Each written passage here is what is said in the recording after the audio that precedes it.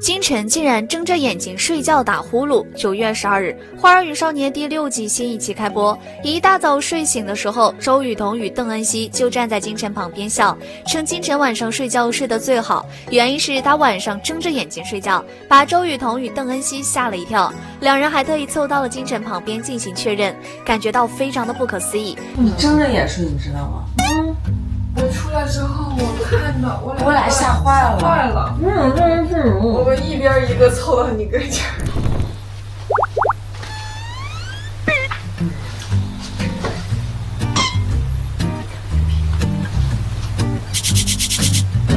最搞笑，金晨这么瘦小的一名女孩子，睡觉的时候还会打呼噜，也太让人意外了。而在官方放出来的视频中，也能清楚的看到金晨躺在枕头上，半睁着眼睛，睡得特别香。真不知道她是怎么练的这个本事。金晨听完两人描述之后，都有点不好意思了。